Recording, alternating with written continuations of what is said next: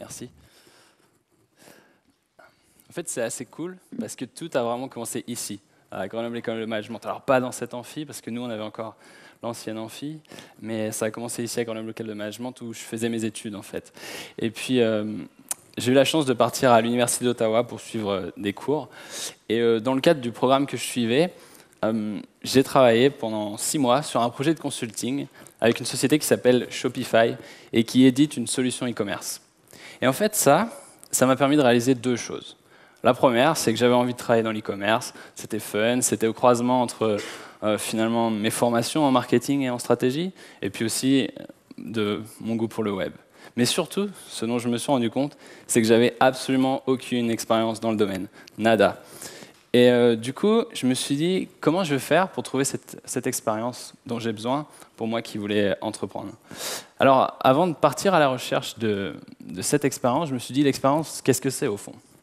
Alors, je pense que l'expérience, c'est un savant mélange de savoir-faire, c'est-à-dire les choses que nous connaissons, de relations, c'est-à-dire les personnes que nous connaissons, et puis de crédibilité, c'est-à-dire les personnes qui nous connaissent. Alors, avant, si j'avais voulu partir à la recherche de cette expérience, j'aurais eu globalement 2 options. La première, ça aurait été de poursuivre mes études, et ce qui m'aurait en fait donné une expérience, on va dire, théorique. La deuxième, ça aurait été d'aller travailler pour une entreprise, finalement, dans le domaine de l'e-commerce. Et ça m'aurait donné une expérience plutôt pratique. Mais ce qui est encore plus intéressant, et je pense qui nous intéresse aujourd'hui, c'est ce que le web nous permet de faire maintenant, aujourd'hui. Et parmi toutes les choses, tous les aspects de notre vie que finalement Internet a révolutionné, il y en a 3 en particulier qui nous intéressent. Le premier, c'est apprendre. En effet, aujourd'hui, il suffit finalement que de quelques clics, quelques minutes sur les moteurs de recherche pour trouver un tutoriel, un article ou même une vidéo qui nous expliquera comment cuisiner, bricoler ou construire un site web. Et puis, nous assistons aussi à un formidable mouvement, à l'émergence de l'éducation collaborative, grâce à des sites comme Learn ou Cup of Teach, et puis comme nous l'a dit Vincent tout à l'heure, grâce à des réseaux d'échange de savoir, nous pouvons rencontrer d'autres internautes et apprendre de leur savoir, que ceux-ci soient amateurs ou professionnels, et qu'ils soient à côté de chez nous ou à l'autre bout du monde.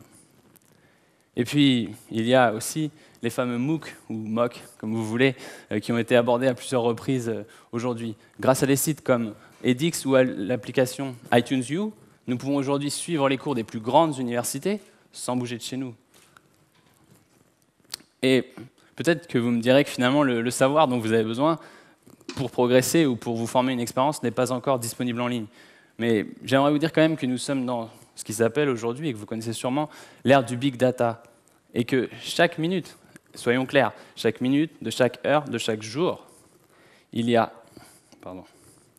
571 nouveaux sites web qui sont créés, 347 articles qui sont publiés juste sur WordPress, et 48 heures de vidéos qui sont uploadées sur YouTube.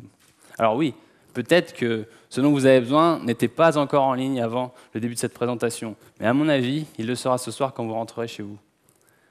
La deuxième chose que nous permet de faire le web d'une manière différente, c'est de rencontrer des nouvelles personnes. Vous connaissez sans doute la théorie des 6 degrés de séparation, qui indique que tout au plus, nous nous trouvons à une chaîne de 5 connaissances communes de n'importe quelle autre personne dans le monde. Et ça, c'est vrai pour le plus cool des présidents américains, pour l'idole des jeunes, ou même pour Boo, le petit chien qui a, je crois, 7 millions d'amis sur Facebook. Mais en fait, ce qui est dingue, c'est que ça, c'est même plus valable aujourd'hui. Parce que le web a eu la propriété de rétrécir le monde. Et aujourd'hui, on ne parle plus de 6, mais de 4 degrés de séparation. Encore plus intéressant, il y a des logiciels comme Mayer ou Rapportive qui nous permettent de trouver et de vérifier les coordonnées de toutes ces personnes qui sont autour de nous. Et enfin, parce que finalement, trouver les coordonnées d'une personne, ça ne suffit pas pour entrer en contact avec elle, eh bien, il nous faut toujours une bonne raison. Tâchons de garder à l'esprit qu'avec les réseaux sociaux et les moteurs de recherche, il n'a jamais été aussi facile de trouver un point commun avec des inconnus. Enfin, la troisième chose que nous permet de faire le web d'une manière différente, c'est de publier. Autrefois, la production et la publication de contenu étaient réservées aux médias, et cela leur conférait un certain pouvoir, un certain avantage. Mais aujourd'hui, ces barrières sont en train de tomber. Et il nous suffit finalement de quelques minutes, quelques clics, comme nous le disions tout à l'heure, pour créer notre propre plateforme de publication. Mais mieux encore, nous pouvons utiliser les plateformes qui existent déjà, à l'image de ce jeune Suédois, PewDiePie, qui aime bien publier des vidéos de lui-même en train de jouer aux jeux vidéo, qui est suivi par plus de 12 millions de personnes, et dont les vidéos ont été vues plus de 5 milliards de fois. Est-ce que vous connaissez beaucoup de médias traditionnels qui peuvent en dire autant? Alors, oui, le web a changé profondément 3 choses dans nos vies. Notre façon d'apprendre, notre façon de rencontrer et notre façon de publier. Mais ce qui est encore plus intéressant, et là vraiment je dirais que c'est très intéressant, c'est de voir ce qui se passe quand on combine ces 3 leviers ensemble. Et j'ai donné un nom à cela, alors on pourra en discuter si vous voulez, mais j'appelle cela une quête publique d'apprentissage. Pourquoi? Parce que c'est basé sur une méthode très très simple. La première, c'est identifier une compétence qui nous fait défaut. Moi, c'était l'e-commerce. J'étais une bille dans le domaine, je me suis dit, OK, on va partir de là et on va voir ce qu'on peut faire. La deuxième, c'est d'essayer de tirer parti de toutes les ressources qu'il y a sur le web et que nous venons de voir pour essayer finalement d'acquérir un petit peu de savoir. C'est pour ça que c'est une quête d'apprentissage. Ensuite, on va essayer d'aller rencontrer les experts du domaine pour recueillir leur expérience et apprendre de ce qu'ils ont déjà fait. C'est pour ça que le terme est une quête, parce qu'on va aller chercher. Et enfin, nous allons publier l'ensemble de notre démarche sur une plateforme, un blog, ce que vous voulez. Et c'est pour ça que c'est une quête publique d'apprentissage. Alors, ce qui est intéressant aussi, c'est de noter que dans ces conditions, un blog, c'est plus simplement un vecteur d'enseignement dans lequel on va finalement diffuser le savoir que l'on a déjà. Mais c'est surtout un vecteur d'apprentissage qui va nous permettre d'aller chercher du savoir dont nous ne disposons pas encore. Alors, moi, ma quête publique d'apprentissage, elle s'appelait le projet d'ODK. Pendant 12 mois, j'ai parcouru 12 villes et j'ai poursuivi 12 objectifs. Et ça, qu'est-ce que ça m'a permis de faire? Ça m'a permis d'en apprendre suffisamment sur le e-commerce, en tout cas, je crois, pour monter mon premier site, que j'ai revendu il y a peu, et pour devenir consultant dans le domaine. Ça m'a également permis de rencontrer de nombreux entrepreneurs, tous plus talentueux les uns que les autres, et aux 4 coins du monde, dont certains sont même un petit peu connus. Et enfin, cela m'a permis de publier non seulement des articles sur mon blog, mais aussi pour l'un des plus grands groupes de presse français, et puis plus récemment, comme le disait Timothée, de publier un livre. Alors, ce que j'aimerais vous dire, c'est qu'une quête publique d'apprentissage, c'est certain, ça ne vous donnera pas un diplôme. Ne cherchons pas, n'allons même pas dans cette voie.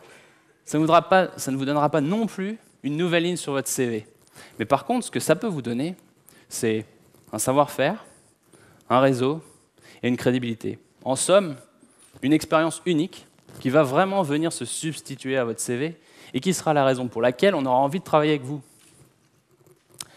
Les anciennes méthodes d'apprentissage, elles, nous permettaient de combler nos lacunes. Ce qui est disponible aujourd'hui, ça nous permet non seulement de combler nos lacunes, mais en plus d'en tirer parti. Parce qu'à l'heure du web, notre inexpérience, c'est plus un obstacle, c'est carrément une opportunité. Alors, avant qu'on se quitte, j'aimerais vous demander juste une seule chose. Surtout, ne me croyez pas sur parole, s'il vous plaît, et essayez par vous-même. Alors, la prochaine fois que vous constaterez qu'une compétence vous fait défaut, s'il vous plaît, faites levier sur votre inexpérience. Merci.